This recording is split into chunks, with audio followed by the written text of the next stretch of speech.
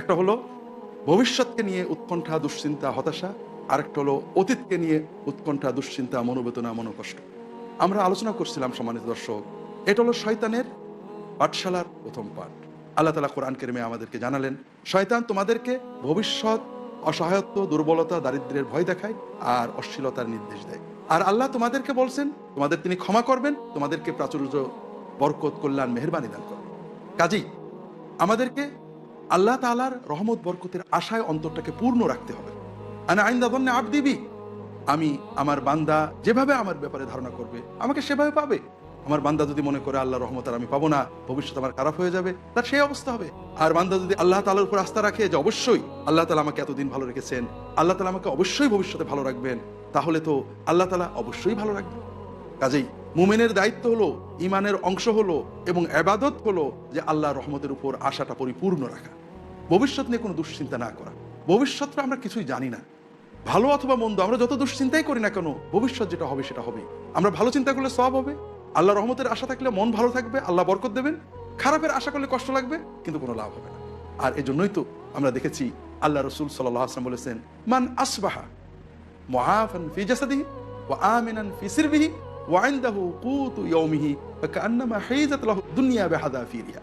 যে ব্যক্তি সকাল হলো নিজে সুস্থ আছে, পরিবারে শান্তিতে আছে এবং সেদিনের খাবার তার কাছে আছে, তা তো দুনিয়ার সবই এসে গেছে। তাকে আল্লাহ আজকে যে নিয়ামত দিয়েছেন, এই নিয়ামতের বরকত যদি চাই, কৃতজ্ঞতা প্রকাশ করতে, আল্লাহ আপনি আমাকে অনেক দিয়েছেন, আমার তো পুরো আশা কালকেও আপনি এসে ভালো রাখবেন। এটা হলো ভবিষ্যতের উৎকণ্ঠা থেকে মুক্ত থাকার উপায়। আর এটাতে সাহায্য করবে বেশি বেশি আল্লাহর জিকির, বেশি বেশি সালাত। আর অতীতকে নিয়ে মনোকষ্ট আরো একটা ভিত্তিহীন বিষয়। কিভাবে অতীতকে নিয়ে মনোকষ্ট করে, অমুক আমার সাথে খারাপ ব্যবহার করেছিল, অমুক এটা করেছিল, অমুক দিনে এটা করেছিলাম, অমুকটা আমি পাইনি, অমুকটা আমি চেয়েছিলাম। অতীতের সকল বেদনা নিয়ে মনোকষ্ট অনুভব করা। বাজে কাজ আর কি হতে পারে, অতীত তো চলে গেছে, মনোকষ্ট একে ফিরিয়ে আনবে না। এই সব কষ্টের ভিতর দিয়ে যেটা বেরিয়ে আসবে একটু ভালো করে চিন্তা করেন। আল্লাহ তাআলা আমাকে এত কষ্টের ভিতর দিয়ে নিরাপদে বের করে এনেছেন, আলহামদুলিল্লাহ। কাজে অতীতের কষ্টগুলো যখন মনে আসে তখন আল্লাহর নিয়ামতগুলো স্মরণ করুন। ভবিষ্যতের উৎকণ্ঠা যখন মনে আসে, আল্লাহর অতীত এবং বর্তমান নিয়ামতগুলো স্মরণ করুন। আল্লাহর নিয়ামত, রহমত, কল্যাণের আশা রাখুন, বুক ভরা আশা থাকো। আপনি আত্মবিশ্বাসী হন, আল্লাহ রহমতে বিশ্বাসী হন, মন থেকে উৎকণ্ঠা চলে যাবে। আল্লাহ রাসূল সাল্লাল্লাহু আলাইহি ওয়াসাল্লাম অশুভ চিন্তা পছন্দ করতেন না, বরং শুভত্ব, কল্যাণত্ব পছন্দ করতেন। আল্লাহ কোরআন কারীমে বলেছেন, নিশ্চয় কষ্টের সাথে শান্তি আছে, কষ্টের সাথে শান্তি আছে। এটাকে মনে রাখতে হবে আমাদের। আমরা অনেক সময় এটা একটা শিরিক বা শিরকমূলক অনুভূতি, যে আমরা সকালবেলায় বা প্রথমে যাত্রাপথে প্রথমবারে কোনো খারাপ হলে চিন্তা করি বোধহয় সবই খারাপ হয়ে যাবে, প্রথমেই খারাপ মানে সবই খারাপ। এটা শিরকি করা। কোনো কর্ম থেকে খারাপ চেতনা নেওয়া, খারাপ ফলাফল নির্ধারণ করা, তাশাউম রাসূলুল্লাহ সাল্লাল্লাহু আলাইহি ওয়াসাল্লাম নিষেধ করেছেন।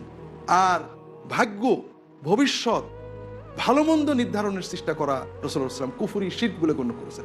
শুভ অশুভ চিন্তা করা, যেটা অশুভ হবে এই ধরনের চিন্তা করা শিরক বলে গণ্য করেছেন।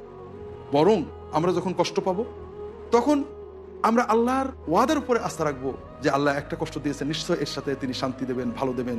আল্লাহ তো বলেছেন আল উসরি ইউসরান, কষ্ট হলে তার সাথে একটা ভালো আছে। কাজেই আমরা সবসময় আল্লাহর রহমতের আশা রাখবো, আল্লাহর ওয়াদায় বিশ্বাস করব, শয়তানের পাঠশালার পাঠ থেকে দূরে থাকবো, আর আল্লাহ তাআলার জিকির বেশি করব। এটা হলো আমাদের মানসিক সুস্থতার মূল ভিত্তি হিসেবে আল্লাহ রাসূল সাল্লাল্লাহু আলাইহি ওয়াসাল্লাম এবং কোরআন কারীমে আল্লাহ তাআলা আমাদেরকে শিখিয়ে দিয়েছেন।